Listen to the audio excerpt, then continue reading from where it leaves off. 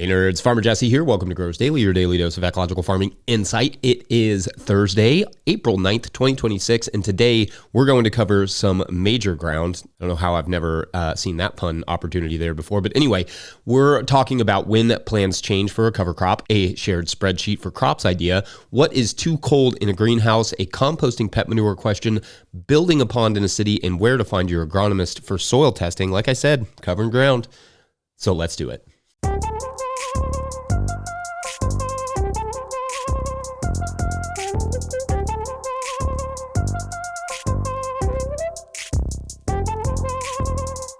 All right, happy Thursday, everyone. I hope you all enjoyed the live show yesterday as much as my allergies did. That was fun. It's always there for you to go back and listen to as well and or watch. Happy to have had the voice enough to pull that off. It's such a marathon, those live chats, but I always enjoy them. We've discussed at some point doing remotes too, maybe at conferences, at farming conferences, which we have sort of done in the past. And obviously, I will occasionally do a talk at a conference that I share here, but that could be super cool. I'd love to have like a live audience interaction sort of thing. In fact, my publisher just sent me a list of the upcoming conferences for this upcoming winter. So I'm sort of scheming on which ones, other than Oak, of course, we always go to the Organic Association of Kentucky conference, but which other one or maybe ones I will go to. I always like to go to one, maybe two, but it's just hard for me to leave, and we try to minimize like plane travel and stuff. So we've got some travel coming up this year. So over the last few years, I've really tried to avoid as much travel as possible just to reduce the amount that I'm, in a plane. It's not great for the environment. That, and I just don't love leaving the family and or farm any more than I have to. So yes, one or so conferences, kind of eyeing PASA. Haven't done that one yet somehow. I think I did it virtually. I've never done it in person. Anyway, yes, thanks again for joining the live. Thanks to Mike for assisting there. And speaking of Mike, he would love for you to send your 20-second farm video clips to farmermike@no-tillgrowers.com. Just take some garden pics or a video clip or whatever and upload that to Dropbox or Drive and share that with Mike. No such thing as too big or too small of a garden. Just show us what you're up to. All right, so Thursdays are the day where we take several Patreon questions, but I want to change the dynamic of this day just a little bit to make it more engaging and encourage you all to think about how you would answer these questions, giving it more of a group counseling vibe. And I did try to portmanteau Thursday and therapy, but I got to Thursday, and I don't think it works. But anyway, we will still take a few Patreon questions, but I want you all to feel more empowered to think about those questions and what you might say or add.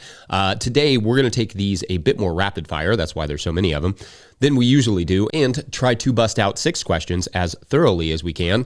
That does not mean, however, just because I'm behind on Patreon questions, that I want you to slow down on your Patreon questions, Patreon members. There is an April show thread over there at patreon.com/no-tillgrowers where you can put those questions. It's just going to take me a little bit to get there, so fair warning, but indeed, those questions are super helpful to me. Anyway, our first Patreon question du jour comes to us from Philippa Manning-Smith, who writes, quote, "Hi, Jesse. I'm in New Zealand. Regarding cover crops, I have used a cover crop mix this spring, which includes sunflowers, phacelia, and calendula.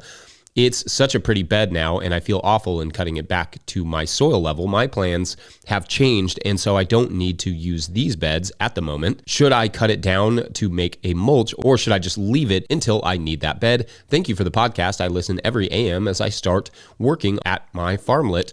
One of these days, I will do a 20-second video. Big hugs, Phil." End quote. All right, yeah, you should definitely do that, Phil. We'd love to see what you have going on down there. All right, thank you for this question. In general, there is no harm in leaving a cover crop to grow, especially one like phacelia, what did you say, sunflowers, that sort of thing. However, the risk there is simply seeds, especially remembering that this question came up in the summer in New Zealand, right? Like they're dealing with this right now. At some point in time, the cover crops will start to make their own seeds, which in general, you will not want to just let them, take over that area. Now, I suppose you could let them just reseed and then, grow another round for the fall, smashing or then mowing the remaining stubble to the ground. But the risk there is that you may end up with seeds that don't germinate in the season that they fall, and then they give you problems next year or in the fall. So it's a bit up to you as to what your goals are for that area. For me, I'd prefer to mulch with that cover crop residue, like while it's green, and then plant something else. But either way can work. And also, sunflowers, lacy phacelia, those can work as cut flowers. So, there's an option there. A third option, I guess. But I'd prefer to, just do that mulch option, because one is just, less controlled, the letting it go to seed option. Our second Patreon question comes to us from James Webb, who writes, quote, "Good afternoon from southwestern Pennsylvania. Jesse, I have a growing question for you. Is there an available spreadsheet that, for at the beginning and the end of the season, combines all of our vegetable information to include interplanting issues and seed selection by weight? I know some of our seeds are fairly small, and the only way to estimate them is by grams or ounces. I've been working on a spreadsheet myself, but find myself using a lot of my free time developing this. Maybe this could be a cooperative database we could all chip in and share amongst us," end quote. I mean, to my knowledge, there's not something exactly like that, but it certainly would be cool to have a database, that everybody could kind of engage with. That's a very no-till growers-y way of operating. Like, if I could go through varieties and search for which have worked for growers in my region, especially in intercropping scenarios, that would certainly be helpful in crop planning, especially for, those of you in your early years of your gardening journeys. I enjoy spreadsheets, but I'm not a big technology guy. So if someone put something, like that together, I would go over to the forum at no-tillgrowers.com and get some other growers to start building it with you. It's a cool idea, and I would love to see it in action, especially just like to have that diversity of information. I just wouldn't know what the best platform to build it on would be, or how to edit it or share it and all those things. Maybe some of the growers in the comment section have some thoughts, or maybe there's already something like that they could point us to. Anyway, up next, we'll do the break thing and then continue in this sort of rapid fire way. BRB. Pew, pew, pew, pew, pew. Rapid fire. Hey, Brian here at Snowflake Farm, working on the clover and winter rye living mulch system a la Lincoln Fishman. So far, it looks okay. Needs some more time, though. Today's episode is brought to you by Rimmel Greenhouses. Whether it's tomatoes to market, flowers in the spring, or your family's harvest, growing in a greenhouse protected from the weather provides the right environment that you need for a harvest that you can count on. Rimmel Greenhouses are designed for durability and offer the quality that you need to grow productively year-round. Visit rimmelgreenhouses.com to get a quote today. If I may editorialize for a second, I own a Rimmel tunnel. I love it. We built it ourselves, and I really appreciated the quality of the tunnel as well as the customer service we received in the process, so make sure to check them out. If you, the listener or viewer, are enjoying this podcast, getting even a small amount of value from it, consider supporting our work over at patreon.com/no-tillgrowers. I will try to get to questions from everywhere that questions come in, but I will always get to your Patreon questions now. Today's next Patreon question comes to us from Patreon member Astrid Cook. Superbly novelistic names today, by the way, who writes, quote, "Average air temps in the greenhouse have still been around 50 degrees Fahrenheit, that's 10 degrees Celsius, even though the absolute low in the greenhouse has dropped to 25 degrees Fahrenheit, -4 Celsius, a couple of times, usually high 20s, around to -2 or -3 Celsius. Sorry if this is getting bogged down a little bit, but I want to make sure everybody in, Celsius land, I think that's what they call it, is up to date. Anyway, since the average air temps are still in the 50s, which is the teens in Celsius, is it safe for me to move out things like brassicas, beets, lettuces, etc.? I don't want brassicas to button up. I don't want any plants to bolt with the dramatic swings in temps from day to night, but I do want to make the most out of my greenhouse. Thank you," end quote.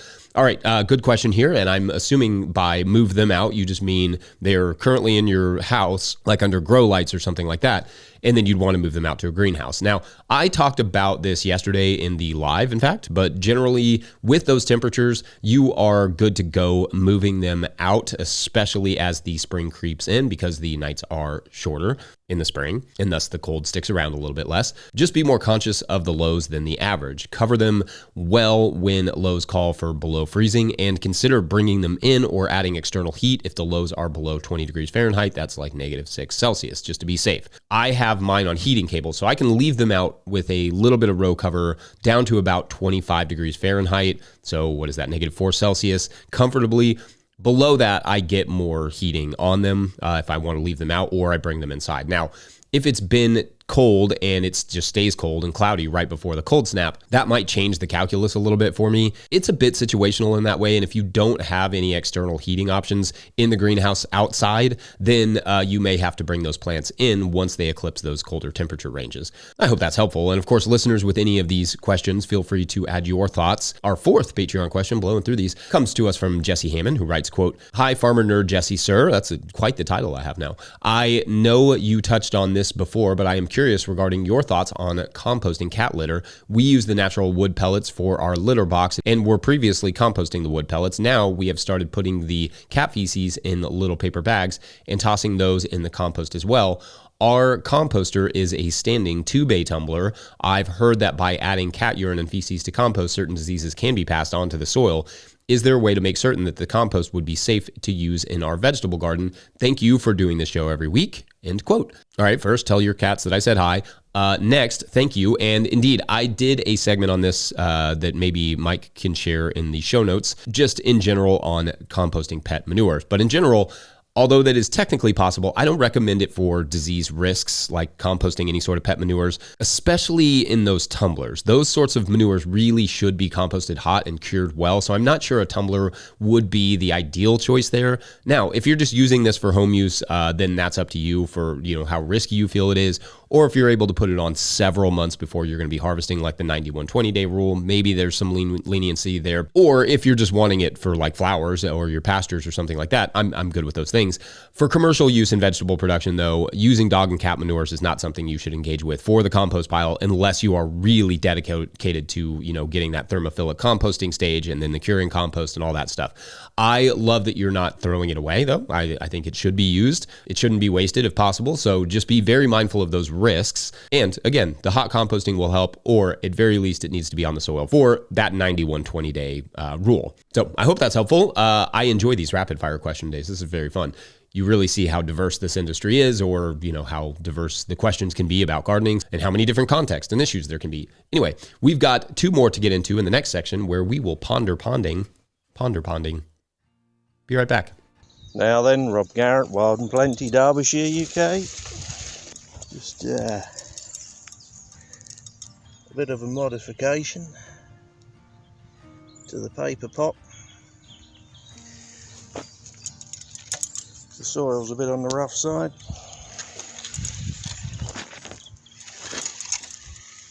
Still not over happy with it. Today's episode is brought to you by Grown By. Grow smarter with Grown By, the farmer-owned cooperative. Grown By is the platform for online sales of everything: custom and traditional CSAs, halves of beef, flower bouquets, wholesale to restaurants, and now Grown By supports in-person sales too. Their new app, Grown By Register, you can supercharge your market and farm stand, finally bringing together your online and offline sales and customer data. Grown By is proud to make local food accessible by processing SNAP benefits online and in person right within the app. Grown By helps you put your best food forward. Schedule a demo at coop.grownby.com/no-till. That's coop.grownby.com/no-till. Today's episode is also brought to you by Good Agriculture. Good Agriculture handles farm bookkeeping and tax filing, so there is no scrambling at tax time. They keep your books clean and up to date and show you where your farm's finances stand. If you're behind, they'll get you caught up. They also help farmers find funding and stay ahead of grant deadlines. You run the farm, they help the business. Learn more at goodagriculture.com/info. That's goodagriculture.com/info. All right, back to the show. All right, our next Patreon question is from Ben Eel, who writes, quote, Farmer Jesse, I am new to gardening and have never grown an edible. My interest in bird watching led to an interest in habitat restoration and invasive removal, which led to native plantings and stormwater management on our sloped and wooded 0.6 acre lot. I now have an opportunity to purchase 4 acres just up the road with similar terrain, but the parcel includes a somewhat level area at the top of the hill near the home that looks like the perfect spot for a pond. What say you regarding installing a pond on the already cleared high ground of a sloped 4 acre lot for a beginning gardener? I believe a pond could act as an attractive water catchment system to supply water downslope during the drier times after the spring rains have passed. The parcel of land I'm speaking of is located within the city limits of Cincinnati. My concern is that the pond will not have sufficient supply through rainfall and runoff to remain full during dry periods. For all I know, there may be not enough natural water to even fill the pond initially, but vernal pools are cool too.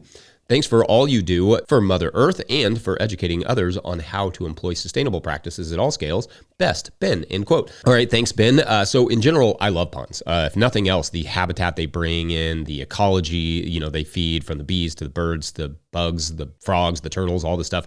I'm a fan of ponds. However, you do have to start with if it's even possible to build one from a city perspective. For that, you can start with the NRCS or the local water conservation folks and just kind of inquire with them. They should be able to tell you, the steps for getting it approved, if it needs approval at all, and might even be able to examine the site and give you a good idea as to how feasible a pond actually is to maintain there, what you could do to improve it.